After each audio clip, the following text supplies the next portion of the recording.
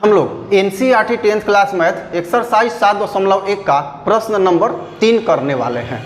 प्रश्न नंबर 1 और 2 हमने इससे पहले समाप्त कर लिया है। तो चलिए आइए आज देखते हैं प्रश्न नंबर 3। यह प्रश्न बहुत ही इंपॉर्टेंट है, कई बार परीक्षा में पूछा जा चुका है।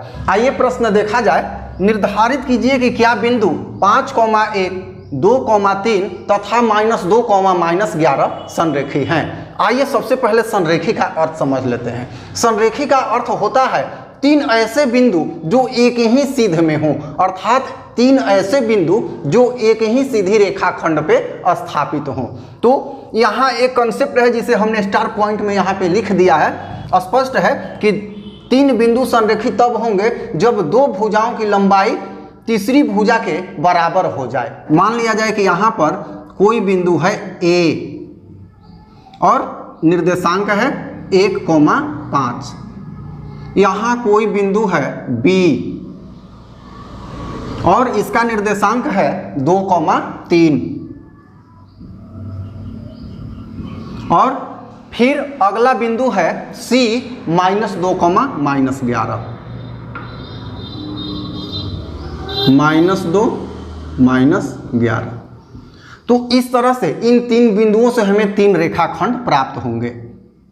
यहां मिला दिया हमने AB को, यहां से मिला दिया BC को और यहां से मिला दिया हमने AC को। तो इस तरह से ये 3 बिंदु हो गए। अब हमें दूरी के सूत्र से AB, BC और AC को बारी बारी से निकालेंगे और देखेंगे कि किन्हीं 2 का योगफल तीसरी के बराबर हो रहा है कि नहीं। तो आइए दूरी का सूत्र अप्लाई करते हैं और हम निकालते हैं AB बराबर। तो हम लोग जानते हैं सूत्र x2 - x1 का होल स्क्वायर जोड़ y2 - y1 का होल स्क्वायर और सबका होल अंडर रूट, ये सूत्र होता है। हम यहाँ x1 y1 इसको मानेंगे, x2 y2 इसको मानेंगे। ये अगर समझ में दिक्कत है तो पहला और दूसरा क्वेश्चन देखिए कंसेप्ट बिल्कुल क्लियर हो जाएगा। यहाँ हो जाएगा x2 मान लिए हैं इसको, तो 2 -1 का होल स्क्वायर, ये 1 हो गया, प्लस का चिन्ह है तो y2 3 होगा और y1 5 होगा, तो 3 - 5 का होल स्क्वायर यहाँ हो जाएगा। देखते हैं हम 1 हो जाएगा 1 का स्क्वायर और -2 का हो जाएगा 4, फाइनली क्या हो जाएगा √5 मात्रक। तो ये AB हमारा जो है ये कितना आ गया √5 मात्रक ये आ गया। अब BC बराबर फिर वही दूरी का सूत्र अप्लाई करेंगे, x2 - x1 का whole square plus y2 - y1 का होल स्क्वायर। यहाँ x1 x2 इसको x1 y1 इसको मान लेंगे, x2 y2 इसको मान लेंगे।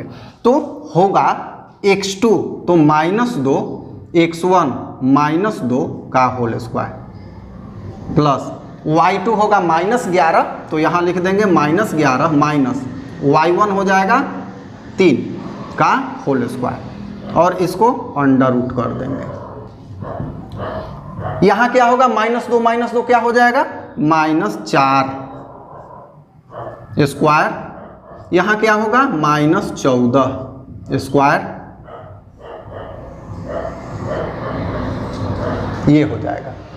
अब यहाँ हम देखते हैं -4 को अगर हम करेंगे तो क्या होगा 16 प्लस -14 को बर करेंगे तो क्या हो जाएगा 196, ये हो जाएगा अंडर रूट 196 और जोड़ेंगे तो क्या हो जाएगा, दोनों को जोड़ देते हैं तो क्या हो जाएगा 212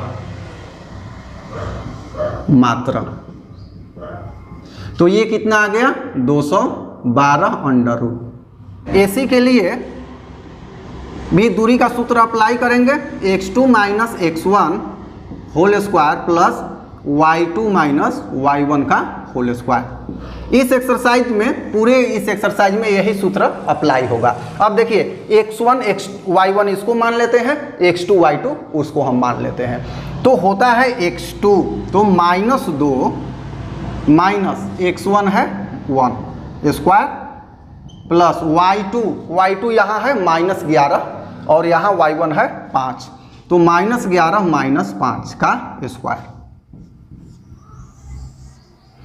यहाँ हो गया -2 -1 हो गया कितना, -3 का स्क्वायर प्लस यहाँ हो जाएगा -16 का स्क्वायर होल अंडर रूट, ये हो जाएगा 9 प्लस, अब 16 का कितना 256, चाहे प्लस हो या माइनस हो, 256 265, ये हो जाएगा मात्रक।